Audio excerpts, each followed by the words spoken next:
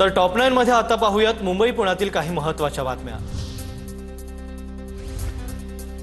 मुंबईतील सिग्नल्सवर AI traffic प्रणाली लागू। मुंबईतील सिग्नल्स ट्रॅफिकच्या कमी अधिक वाढीनुसार चालणार। रस्त्यावरील गर्दी पाहून सिग्नलचा वेळ ठरणार। प्रवासाचा वेळ 18% कमी होण्याची शक्यता।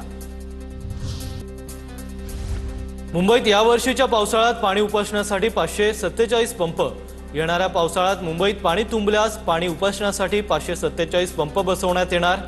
पर्जन्य जलवाहिन्यांची कामं मुंबईत सर्वत्र सुरू आहेत, तरी पंपांची संख्या मात्र वाढत असल्याबद्दल आश्चर्य व्यक्त करण्यात आलंय।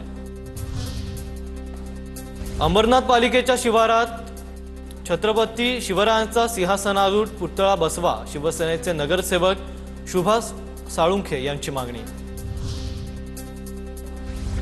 उन्हाळी सुट्ट्यांसाठी पुण्यातून 450 जादा एसटी बसेस धावणार। 15 एप्रिल पासून कोल्हापूर, सातारा, सांगली, सोलापूर, नाशिक, मुंबई, छत्रपती संभाजीनगर, जळगाव, परभणी, धाराशिव आणि कोकणासाठी जास्तीच्या गाड्यांची व्यवस्था।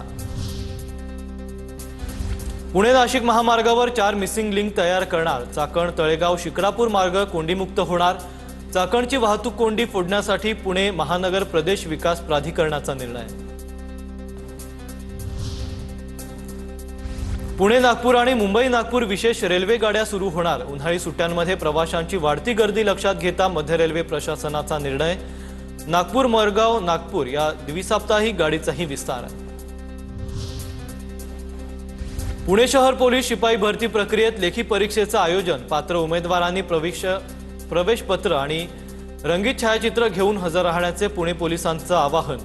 20,000 उमेदवारांची 6 परीक्षा केंद्रांवर परीक्षा घेतली जाणार। पुणेकरांना हिंजवडी शिवाजीनगर मेट्रोची प्रतीक्षा। मे 2016 पर्यंत 12 स्थानकांचा पहिला टप्पा पूर्ण करण्याचं लक्ष्य। मेट्रोमध्ये शिवाजीनगर ते हिंजवडी अंतर हे अवघ्या काही मिनिटात पार करणं शक्य होणार।